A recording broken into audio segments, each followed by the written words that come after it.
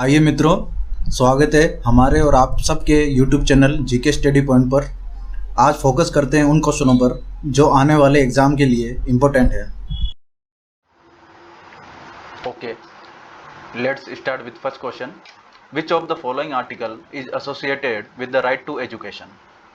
हमारे भारत के संविधान में शिक्षा का अधिकार किस अनुच्छेद में दिया गया है? सबसे पहले तो हम समझेंगे राइट टू एजुकेशन है क्या।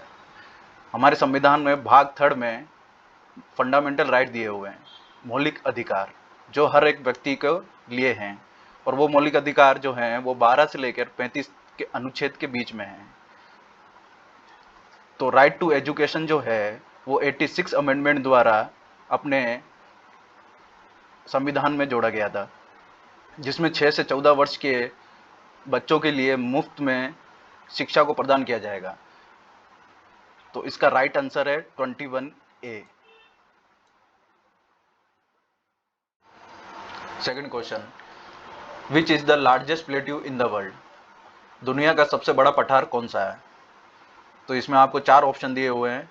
पहला ऑप्शन है मेक्सिको का पठार, दूसरा है दक्कन का पठार, तीसरा है अरब का पठार और चौथा है तिब्बत का पठार।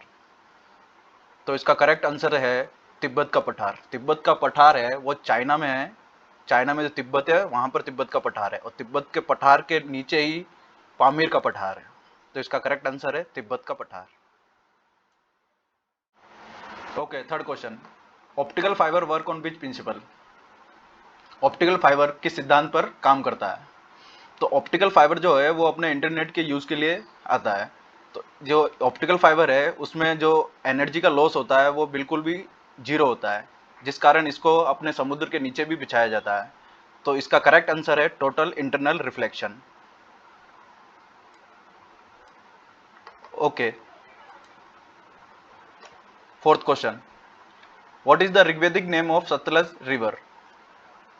सतलज जो नदी है उसको ऋग्वेद में किस नाम से जाना जाता था? तो इसमें 4 ऑप्शन दिए गए हैं, सरस्वती, कुबा, सिंधु, सतुद्री। तो इसका करेक्ट आंसर है सतुद्री। वैसे कईयों नदियों के नाम ऋग्वेदिक में अलग अलग दिए गए थे, जैसे कि झेलम नदी है उनका नाम वितस्ता दिया गया था। Okay, next question, which Indian state has the longest coastline? Bharat में सबसे बड़ी तटरेखा किस राज्य की है? तो इसमें 4 ऑप्शन दिए गए हैं। पहला ऑप्शन है आंध्र प्रदेश, महाराष्ट्र, तमिलनाडु, गुजरात। बहुत से बच्चे जो हैं इसका आंसर आंध्र प्रदेश कर देते हैं, लेकिन वो गलत आंसर है। इसका राइट आंसर है गुजरात। गुजरात जो है वो सबसे लंबी तटरेखा वाला राज्य है। और अगर तुमसे पूछा जाए कि दक्षिण भारत का सबसे लंबी तटरेखा वाला राज्य कौन सा है, तो उसका आंसर आएगा आंध्र प्रदेश। तो इस क्वेश्चन का करेक्ट आंसर क्या है? Gujarat. Okay, next question, which viceroy is known as father of Indian railway? भारतीय रेलवे के जनक किसे बोला जाता है? तो उसके 4 ऑप्शन है, लॉर्ड डफरिंग, सेकंड ऑप्शन है लॉर्ड डलहौजी, थर्ड ऑप्शन है Lord Hardinge and fourth option है नन ऑफ द अबव। तो इसका करेक्ट आंसर है लॉर्ड डलहौजी। तो एक इंपॉर्टेंट क्वेश्चन है डलहौजी के ऊपर जो पूछा जाता है एग्जाम में, वो है डॉक्ट्राइन ऑफ लैप्स, जो डलहौजी ने शुरू किया था, जिसका मतलब है हड़प की नीति, जो 1848 में डलहौजी ने शुरू किया था, जिसमें इसने सबसे पहले सतारा को हड़पा था। Okay, next question, who is the leader of revolt of 1857 from Lucknow?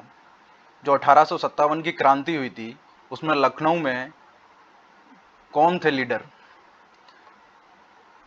तो इसका करेक्ट आंसर है बेगम हजरत महल। वैसे ये जो चारों हैं ये चारों ने ही इनमें लीडर हुआ करते थे, जैसे कि तात्या टोपे और नाना साहिब, ये दोनों कानपुर से लीडर थे। रानी लक्ष्मीबाई झांसी से लीडर थी, और भी थे जो लीडर हुए थे अलग अलग क्षेत्र से। Okay, next question, which amendment act of Indian constitution introduce the panchayat? Panchayat को किस अमेंडमेंट द्वारा भारत के संविधान में जोड़ा गया था? इसके चार ऑप्शन दिए हुए हैं। फर्स्ट ऑप्शन दिया हुआ है 73rd, सेकंड ऑप्शन दिया हुआ है 42nd, थर्ड ऑप्शन दिया हुआ है 61 एंड फोर्थ ऑप्शन दिया हुआ है 13th। तो इसका करेक्ट आंसर है 73rd। अब थोड़ा अदर ऑप्शन के बारे में भी जान लेते हैं। 42nd अमेंडमेंट, 42nd अमेंडमेंट में फंडामेंटल ड्यूटीज और फंडामेंटल राइट्स जोड़े गए थे, और 61 अमेंडमेंट द्वारा जो वोट देने का अधिकार था वो 21 से 18 कर दिया गया था। मतलब 21, जिनकी एज 21 थी वो पहले वोट देते थे, लेकिन अब 18 साल के व्यक्ति भी वोट दे सकते हैं। चोला डायनेस्टी का संस्थापक कौन था? इसमें चार ऑप्शन दिए हुए हैं। राजेंद्र प्रथम, सेकंड राजराज प्रथम, थर्ड विजयलया, फोर्थ कृष्ण प्रथम। तो इसका करेक्ट आंसर है विजयलया। और एक क्वेश्चन और पूछा जाता है एग्जाम में कि चोला डायनेस्टी जो थी उसकी कैपिटल क्या थी? तो चोला डायनेस्टी की जो कैपिटल थी वो तंजावुर थी। तो इसको जरूर। विच of the following was the author of the book Panchatantra? Panchatantra किताब किसने लिखी थी? तो इसके चार ऑप्शन है। विष्णु गुप्ता, सेकंड ऑप्शन है सर्वावरम, थर्ड ऑप्शन है विष्णु शर्मा, फोर्थ ऑप्शन है जयदेव। तो इसका करेक्ट आंसर है विष्णुदत्त शर्मा। विष्णुदत्त शर्मा जो हैं वो समुद्रगुप्त के समकालीन थे। इन्होंने पंचतंत्र किताब लिखी गई थी, और इस पंचतंत्र को 5 भागों में बांटा गया है। ये इतना याद रखने की जरूरत नहीं है, बस इतना याद रखिए कि विष्णुदत्त शर्मा ने पंचतंत्र बुक लिखी थी। Okay, next question. Who among the following person was elected president of Indian National Congress in 1938? 1938 में कांग्रेस का जो सेशन हुआ था उसका अध्यक्ष कौन है? तो इसमें चार ऑप्शन दिए गए हैं। पहला ऑप्शन है पंडित जवाहरलाल नेहरू, दूसरा ऑप्शन है महात्मा गांधी, तीसरा ऑप्शन है सरोजनी नायडू, और फोर्थ ऑप्शन है सुभाष चंद्र बोस। तो इसका करेक्ट आंसर है सुभाष चंद्र बोस। वैसे सुभाष चंद्र बोस ने एक संस्था शुरू करी थी जिसका नाम है फॉरवर्ड ब्लॉक, और 1939 में वो संस्था इन्होंने शुरू करी थी। तो इसका करेक्ट आंसर है Subhash Chandra Bose. Okay, next question. Which of the following ruler had established Vikramshila Vishwavidyalaya? Vikramshila विश्वविद्यालय किस राजा ने बनवाया था? तो इसमें चार ऑप्शन दिए हुए हैं। कुमार गुप्ता, धर्मपाला, थर्ड ऑप्शन है हर्षवर्धन, फोर्थ ऑप्शन है डेबिल। तो इसका करेक्ट आंसर है धर्मपाला। जो पाल डायनेस्टी के थे, इन्होंने विक्रमशिला विश्वविद्यालय बनवाया। Okay, next question. In which year was the national human right commission constituted? राष्ट्रीय मानवता आयोग कब स्थापित किया गया था? तो इसका करेक्ट आंसर है 1993। वैसे आपको थोड़ा एडिशनल नॉलेज दे दूं, नेशनल ह्यूमन राइट कमीशन, इसका जो चेयरमैन होता है वो रिटायर्ड जज को बनाया जाता है। Okay, next question. In which of the following year was an organisation Abhinav Bharat formed? Abhinav Bharat संस्था किस साल में बनाई गई थी? इसमें चार ऑप्शन दिए हुए हैं। 1901, 1902, 1903 और 1904। तो सबसे पहले मैं आपको बता दूं, अभिनव भारत जो है वो वीर सावरकर ने बनाई थी, जो हमारे भारत में बहुत बड़े क्रांतिकारी हुए थे। तो इसका करेक्ट आंसर है 1904। Okay, next question. When was the practice of Sati एबोलिश्ड by William Bentinck? William Bentinck ने सती प्रथा को कब खत्म किया था? तो इसमें चार ऑप्शन दिए हुए हैं। पहला ऑप्शन है 1789, सेकंड ऑप्शन है 1829, थर्ड ऑप्शन है 1835 एंड फोर्थ ऑप्शन है 1833। तो इसका करेक्ट आंसर है 1829। वैसे आपको बता दूं, विलियम बेंटिक का राजा राम मोहन राय ने भी साथ दिया था इस सती प्रथा को ख़त्म करने के लिए। और इसमें एक बहुत ही अच्छा क्वेश्चन एग्जाम में पूछा जाता है कि भारत का पहला गवर्नर जनरल कौन था? तो इसका भी उत्तर यही है कि पहला गवर्नर जनरल जो है वो विलियम बेंटिक था। Okay, next question. Who was the last ruler of Maurya dynasty. Maurya dynasty का लास्ट रूलर कौन था? तो इसमें चार ऑप्शन दिए हुए हैं। पहला ऑप्शन है बिंदुसार, दूसरा ऑप्शन है जालुका, थर्ड ऑप्शन है अशोका एंड फोर्थ ऑप्शन है बृहद्रथ। तो इसका करेक्ट आंसर है बृहद्रथ। और चालुक्य डायनेस्टी तो अलग है, लेकिन मौर्य डायनेस्टी जो है उसका जो शुरुआत जो की थी वो की थी चंद्रगुप्त मौर्य ने। चंद्रगुप्त मौर्य वो है जिसने धनानंद को युद्ध में हराया था और जिनका साथ चाणक्य ने दिया था। किसका? चंद्रगुप्त मौर्य का साथ दिया था चाणक्य ने धनानंद को हराने के लिए। Okay, next question. Which article of the Constitution is related to the right to life and personal liberty? अच्छा, ये वही क्वेश्चन आ गया फंडामेंटल राइट वाला। इसमें बोला है कि राइट टू लाइफ और पर्सनल लिबर्टी किस आर्टिकल में दिया हुआ है।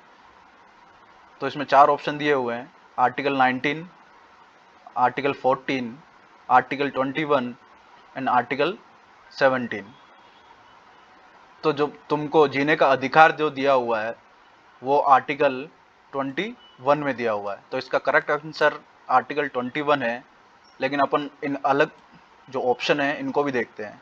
आर्टिकल 19 में क्या है? आर्टिकल 19 में स्वतंत्रता का अधिकार दिया हुआ है, और आर्टिकल 14 में समानता का अधिकार दिया हुआ है, right to equality, equality against law, वो आर्टिकल 14 में है।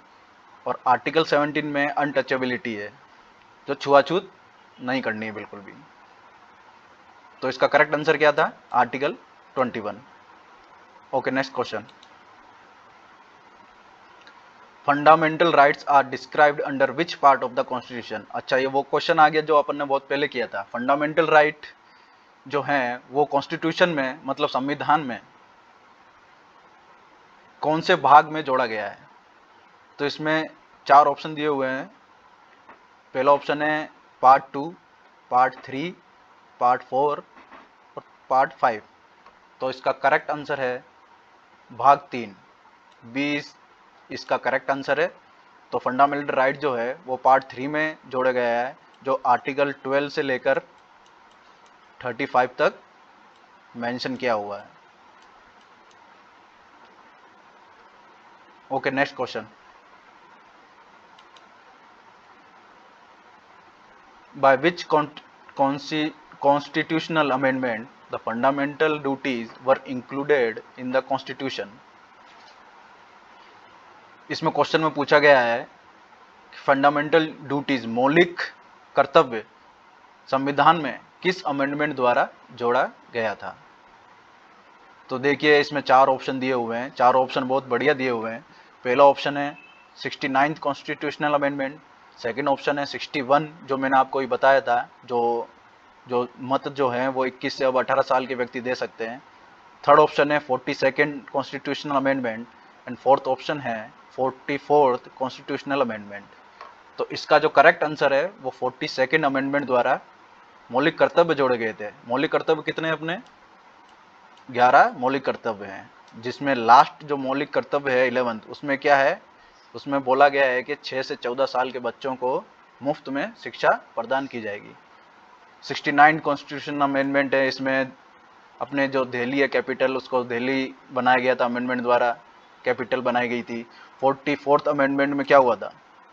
44th अमेंडमेंट में जो राइट टू प्रॉपर्टी था, पहले फंडामेंटल राइट था, उसको हटा दिया गया था।